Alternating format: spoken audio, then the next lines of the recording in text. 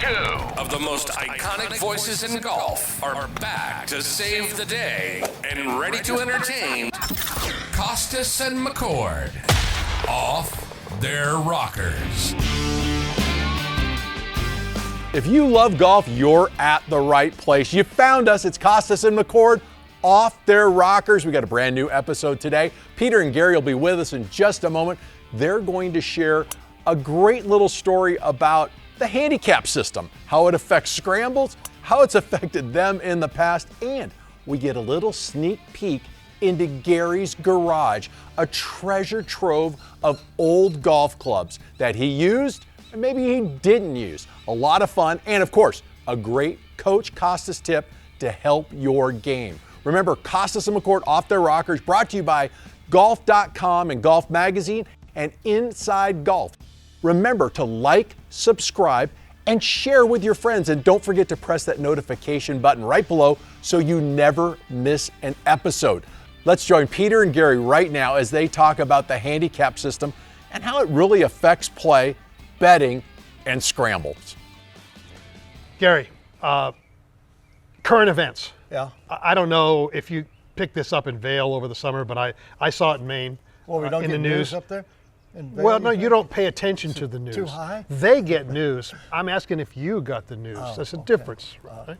So, I got scolded. Scramble tournaments now all of a sudden are being threatened into extinction because you know, like, I played in a charity scramble and my team shot, I think we shot 17 under.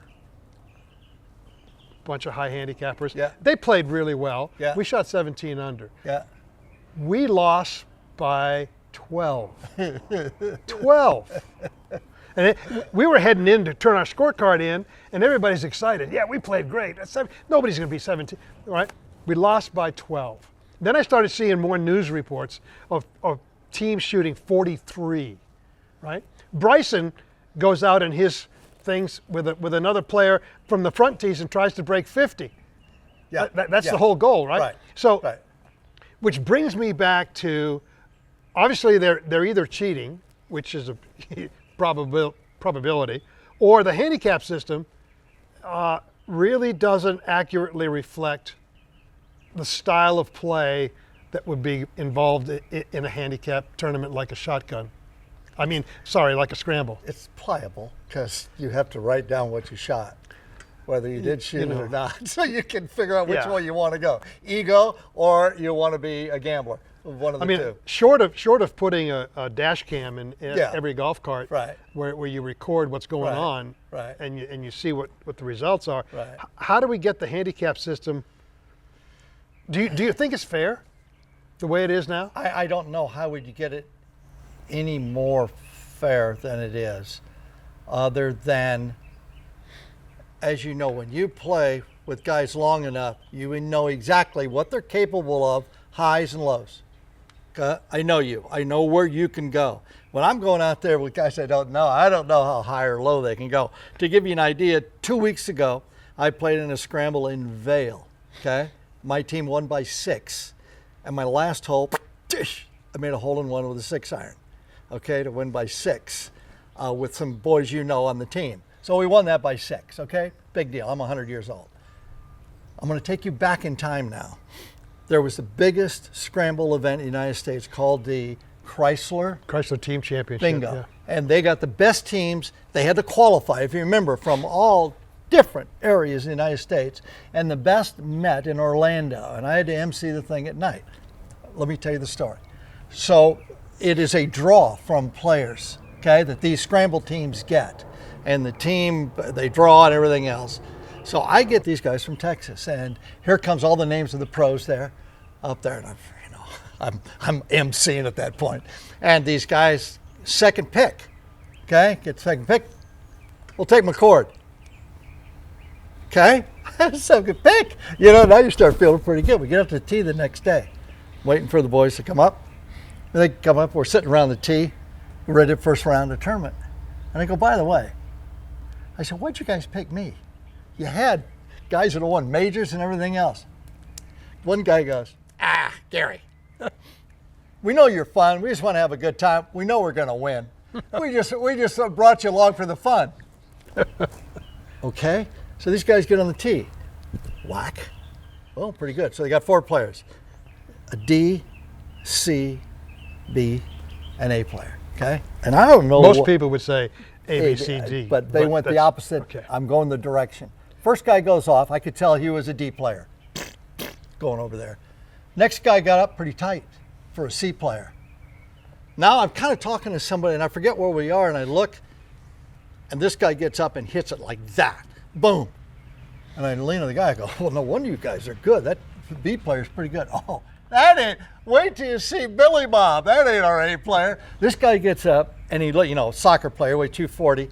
He hit it 360 down the right side, dead straight. Okay? Here they go. They're laughing, giggling. They're just eagles, birdies. We get to, it's my most embarrassing moment of all time. Get to the 16th hole. It's around the lake. You've had a lot of those, by the way. I've had a lot. Are you sure this is the most embarrassing? Listen to this one. So Wow. I got these 4 guys. Dog leg left around the corner. Get on the tee, and we're all sitting around going. They go, all right. The guy puts his arm around me. He goes, Gary, you got to drive it here. We haven't used your drive yet today. You better get it in the fairway. And I went, what? He goes, yeah, we need at least 3 of your drives, but we'll count this one. I hadn't got my ball anywhere near where I was supposed to get it with these guys, and I got an amateur telling me, like you do all the amateurs you play with, hey, Fred, get out there, just get the ball in the fairway. This is what this guy told me. I hit the left elbow, came like this with the water. I blocked one over here. These guys are used to hitting sand wedge, and we hit 3 irons into this hole from my drive. And I had to hit, and then the last 3 holes, last 2, I had to get 3 drives in. They waited till the dead end to get the golf pro to get You his didn't know the drives rules, in. tee enough? No, hell no, I didn't know the rules. Are you kidding? Anyway, they won. And I couldn't say anything because they were just, when you get guys that hit it 330, and that's their C player, so everybody's in trouble. Here's my take. You know how much I hate stats, statistics, all this stuff in golf, baseball. I don't care what the sport is. I hate the stats. I don't want my TV viewing experience dumbed down by he's gained .076 strokes putting this week. Because we had to read that on television all the time. Just it was awful. Yeah. Just means nothing to nobody and whatever. That said, let's take a 12 handicap. Okay. Not all. It's kind of like that putting thing, when they share the make percentage from 30 feet. Right, Not all 30-foot putts are the same. Right. Not all 12 handicappers are the same. Right. If you take a 12 handicapper who cannot hit the ball 200 yards, right? Dink, dink. If the hole is 401, they're not going to get there. They're not going to get there. Right? And so they're limited. They have to rely on a great short game, but they're never going to be able to get down to a lower handicap. Right, just from the length. Just from the length, right? Now you take a 12 handicap who hits at 300. Then on a given day, obviously that person, if they can hit at 300, they must have a shitty short game or can't putt or whatever. But on a given day, they're going to be able to chip and putt. Mm-hmm. They can find a chipping stroke, they can find a putting stroke, and with their 300-yard distance capabilities, they can play to a 4 handicap or whatever, right? So there's got to be a way, and I can't believe I'm saying this, there's got to be a way of constructing a new handicap system that takes into consideration how far you can hit the ball. I said that the other day. It should be swing speed for the handicap. Whatever. Yeah, if you're 120. But there's got to be something. There's got to be something that this plug your score in, and you can't play by yourself, and all this. It doesn't work out. The other day you played at Whisper, right? Mm-hmm. And you told me the story about Drew Kittleson. Yeah. Now he's an amateur. He was a pro. Phenom here growing up, and then turned pro and didn't make it. Yeah. Back, he's a member at Whisper Rock. Yep. And his handicap is? He's a +5, and we played, and I'm a 2.93. He gave me 8, and he said I won't hit more than 5 drivers. you want a game? I said, yeah. So I shot 71 and got beat. Bingo. Thank you so much. So at least for the tour players that we play with at Whisper, it doesn't go low enough for them. No. Right? Right. I mean, he should be a +9 Yeah. or whatever. And Mickelson. Well, let's see. Rom there is a plus 7.6, I think. That's garbage. Yeah, so he gives me 8, and then literally I have no chance. No. Because I got to shoot even par. So there's got to be a 100 way. at the So most I can do. USGA, if you're watching this, which I sincerely doubt you are, there's got to be a new way of using today's statistical approach to everything to organize a handicap system that is fairer for everybody concerned. It's an algorithm. You'd have to have an algorithm. But the one thing is you have to be honest. And that's when you could put in anything you want, okay? That's fine.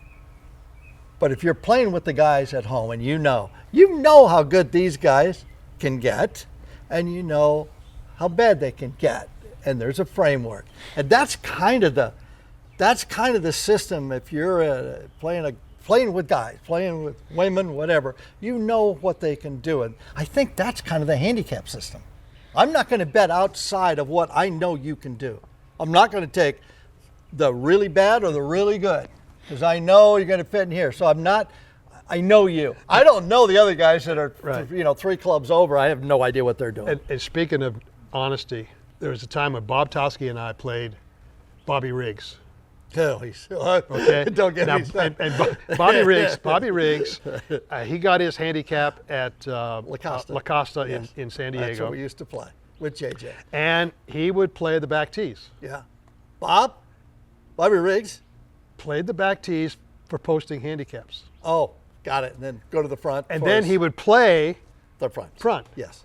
Now, again, that's that distance thing. He couldn't ever get to those from the back tees at La Costa. He couldn't get to the greens, Right. but he could chip and putt like a fiend. Right. I mean, he was unbelievable. Right. And so then when he moved up, right, the adjustment for that distance difference Yeah. wasn't accurate. Yeah. I mean, because I think Bob shot 65 Yeah. and lost. I got one for you. Bobby Riggs at La Costa. I watched this. $10,000. This guy said he could play tennis. $10,000. Bobby Riggs played him for $10,000 with a racket, and as a left hand, he had a bucket half full of water, and he says, if I spill one drop, you win. it was unbelievable. Whack! And he was going to the thing. It was unbelievable how good he was. Whack! And he hit it that way. That guy lost. Whatever he said, Bobby Riggs, that he could do, don't bet him he couldn't. It's like every. You got to have a every guy. strong arm to hold a bucket Just of water. hit him, whack! And that thing halfway full, not all the way, halfway full, so he could bounce a little bit, and he kind of slide over. So it was unbelievable. All right, folks, if you watch this, go to the comments. Let us know what you think needs to be done, if anything, with the handicap system. Do you think it's fair? Do you play in scrambles and feel like you got gypped because some team came in and shot 20 shots lower than you did? Let us know in the comments. So you just got done playing the Rock. How many days have you been back in town? I've been here 2 days. I came back. I had to actually play golf with the president of the USGA, Michael Wan, and then I came. You know what I did? As you know, I'm an idiot. I went to Vail back in June, and I left my clubs here. And I got some clubs there, but it's not the big junky. You know, I got everything here. And so I came back, and I'm trying to find my clubs that I used. And I got through, these golf bags and stuff I got back there. I cannot believe the crap I have got in there. This stuff, I started looking at, where did I get this? It's like a menagerie of bizarre clubs. If you went to the bizarre golf shop, these clubs have got to be in it. Some of the stuff. I'm really going to look forward to seeing that, because I went and cleaned out my golf closets a while back and gave some clubs away to junior golf and whatnot, because my wife was on me about getting rid of just the get garage, rid of this, clean it up and whatever. And I found some stuff that I kept all my persimmon stuff. I've still got that. So here's an idea. Let's go in. I'm going to show you the garage where it is, and I'm going to sit there and you pick out the clubs you think are bizarre, and let's bring them out and show everybody. All right. And there's a let's do it. story. All right. Cool. Don't go away, because when we come back, we've got a great tip from Coach Costas to help your game. And then we'll go inside Gary's garage where he shows Peter some of the crazy clubs that he's got stored in there. Costas and McCord, Off Their Rockers, a golf production. We'll be right back. If you love Costas and McCord's Off Their Rockers, you're going to love one of the best deals you can find in golf. An Inside Golf membership from the team at golf.com.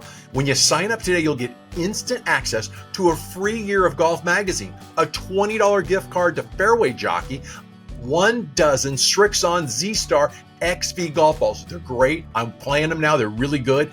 And many, many more discounts on Golf Logics, True Spec, and Fairway Jockey products that will take your game to the next level. As an Inside Golf member, you'll have exclusive access to one-of-a-kind golf experiences like the one Gary, Peter, and I attended right before the U.S. Open at Pinehurst. Participants got to meet Peter, Gary, hang out, have dinner, have a drink, and a very special fireside chat at Donald Ross's historic cottage. If you want in on all these incredible offers and special access, sign up for Inside Golf today for the low, low price of just $39.99. Visit golf.com/subscription or click that link below for more information. Visit our website, CostasMcCord.com. Subscribe to our YouTube channel or podcast, and follow us on social media at Costas McCord Off Their Rockers. Hello, friends. It's Jim Nance of CBS Sports, and I urge you to like and subscribe my brothers, Costas and McCord, Off Their Rockers right now. You'll enjoy it. Now it's time for Coach Costas. Peter gives us some great tips to help our games. You know, for me, putting starts and ends with speed control. You have to know what speed you're going to hit your putt before you can even read the putt. And then once you read the putt for that speed, if you don't hit it that speed, the read doesn't make any difference.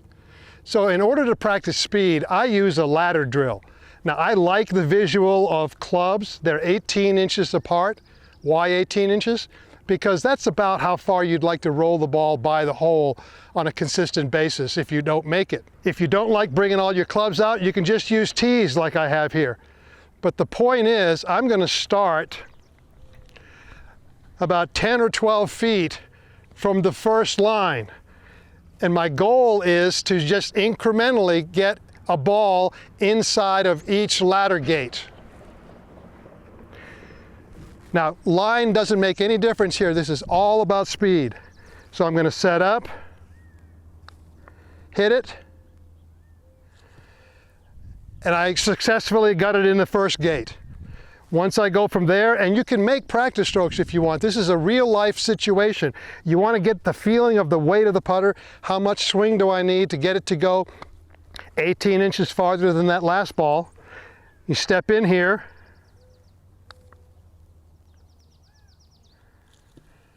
and there I go. So you practice this. I'd like to practice it going up to the hole and then practice putting back to the hole. Start from long and go to short. And then once you get them all in there, the critical one is the last one. And the last one is the one that I really want to work on, line and speed, in the sense that I'm going to use the line on the ball, and then I'm going to set up. And once I get my putter aimed correctly, I forget about my aim, and all I'm going to do is roll it between the last two clubs.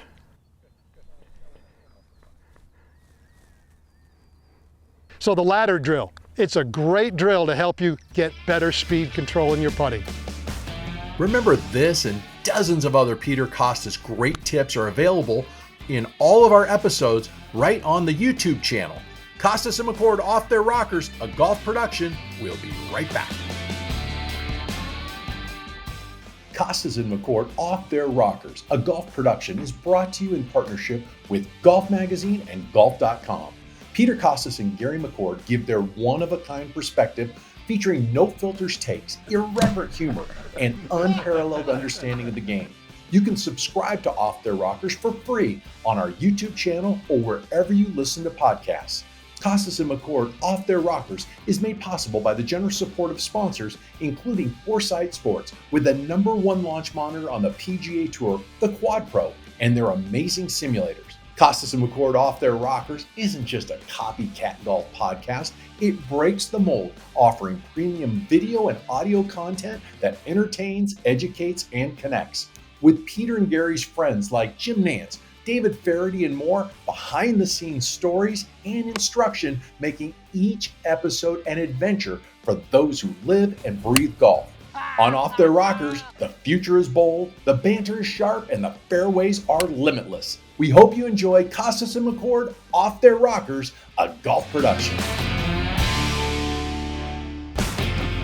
Now let's get back to Costas and McCord Off Their Rockers with Peter and Gary. Okay, come here. What do you got? All right, here's the idea. Now, this is what I have left, and I had to pick from. Most of it I gave the tour bags. You know, you got 100 tour bags, and you give them. I give them all to junior golf and stuff. See the guy who took a fishing rod Yes. and he threw his club and he had the. Oh no, I played a guy that could cast that thing 350 yards. The guy had his 5-iron when he hit it in the water. Right. He had his 5-iron hooked up to the line and he threw it in the water. Then he reeled it back in. Premeditated. Free fish. Yeah. Yeah. This is, if you really get hit in it bad, there's a metal detector. Okay, so these are, when I was going through the bags trying to find, I got in there and found this stuff, which is bizarro.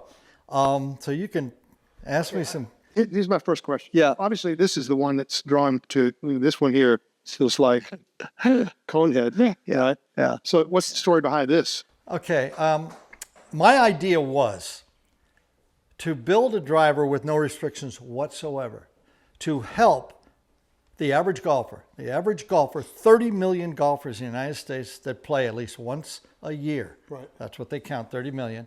Their average club head speed of all the golfers is 84 miles an hour. How do we take 84 miles an hour and get it the farthest we can get out there, okay? And that was the whole concept of this. And this was built by a guy that has built drivers for a major company for years. I had CEOs of companies involved financially. Cut to the chase. Okay. How many yards did you gain at 84 miles an hour? Less than a regular driver. So it didn't work. No. And here's the reason. So wait.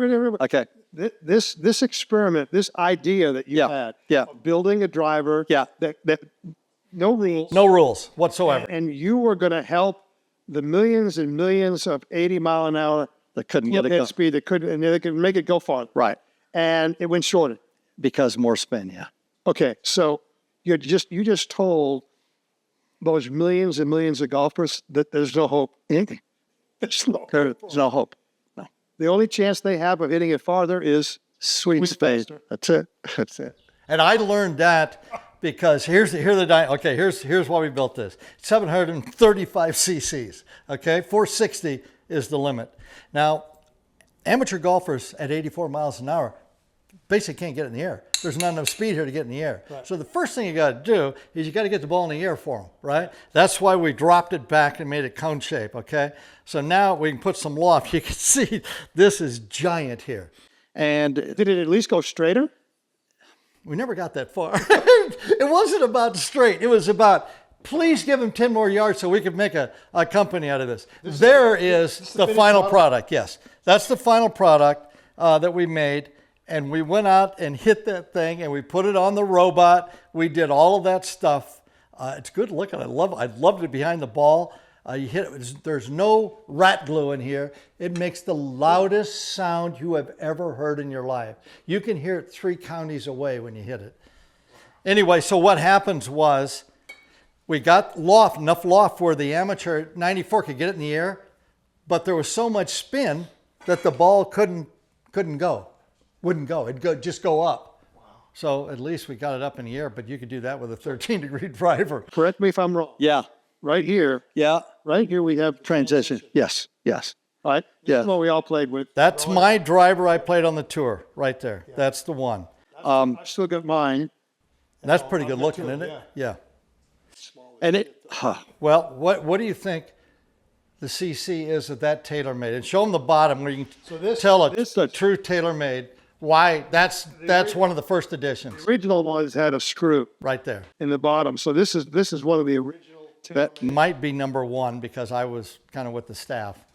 But you know how many CCs that is? Couple hundred. 176. Which is about that. And the normal new ones now. A 460 is the most you can get. So 460 divided by 176. It's about 1/3 right in there, right? I mean, it's Three close. times bigger, yeah. roughly. Right. Yeah. And by the way, we did a little deal with Michael Wan, who is the president and CEO of USGA, and he admitted, I'm going to tell you this right now, that the driver head got away from him too big.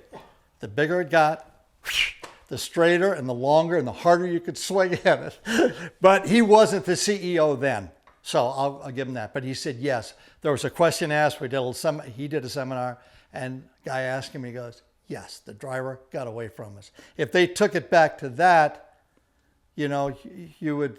I'm thinking Rory is going to hit. What's he going to hit that driver? Is he going to hit it 100, 300 yards?" He'll get it 300. No, the original 176 cc's. That's a 3-wood, basically. Big CC head also gave birth to the longer shaft. Because when they built the bigger head and they put it on a 43.5-inch shaft, it looked humongous. Yeah. Right. And so they made the shafts longer and longer so that we And lighter and lighter. and looked Yeah.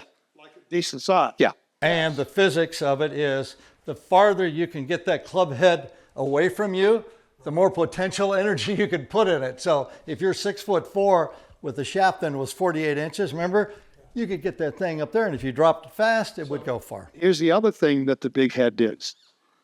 The big head gave birth to the lighter, longer shin. Right? And so now when you look at some of the new kids coming up, there's a couple from South Africa, there's a couple from Europe that I've watched. They're now 6'7", 6'8", 6'9", and they're playing golf, and their golf swings look immaculate. Posture is perfect. The only reason that they can play golf now is because of a 46-inch shaft, which is the limit, right? So the big head gave birth to the lighter, longer shafts. Yeah. The lighter, longer shafts gave birth to the bigger golfers. Bigger golfers, I think, correct me if I'm wrong, they're going to hit it farther than smaller golfers. Potentially, yes. They can. At least they got the opportunity. Yes. So by not taking care of the club head, Everything went all right. doors box, Right. and all the stuff that happened afterwards, Right. I mean, and you do too. You remember George Archer. George, I don't know how many surgeries he's had. I'm going to go he over was 6'5", and he was down here like this, and he had to go underneath it to hit it. The clubs looked that long. The clubs that we used were so heavy and so short. Yeah, it had to be short Yeah. that he had to scrunch himself down to 5'10" Yeah. and play golf. He ended up having elbow surgeries. And everything else. Do you know what that weighed? Well, mine is 14.5 ounces. Mine, that's 13.5. And now we're swinging them at probably, I'm guessing 9, 10? 10. Okay. So they're lighter, bigger, longer, faster. What year did you win the putting? 84. 84. Yeah. I don't remember the transition when I went there. You were arguably, when you played, you were one of the better putters on tour. And so we got however many clubs here. You got four of these. Yeah, and a lot of the putters. You got 1, 2, 3, 4, 5, 6, Yeah. 7. You got twice as many putters as Well, as you know, golf, you have a certain psychosis, and that is you never hole enough putts. I don't care how good you are, you never hole enough putts. So you go out and get, now that's one of the original, it's never been hit, and only Ben Crenshaw and those guys would recognize an 8802. That's never been hit. this is what I putted with. And I don't, it's stamped RM, so I don't know whose it is. There's a new shaft, a long shaft put in, so I'm gonna go out on a limb. Because I taught him for a number of years on tour. Mulby? Roger Mulby. Really? he could have. This is what he put. Yeah, we were boys, so I don't know where I got it. And I know I'm not going to hit a putt with it because I can say I've got a putter, an 8802 has never been hit. well, if this is gone, you're going to know where. Yeah, and here's the one I won. I actually designed it when I was with Skyway Golf.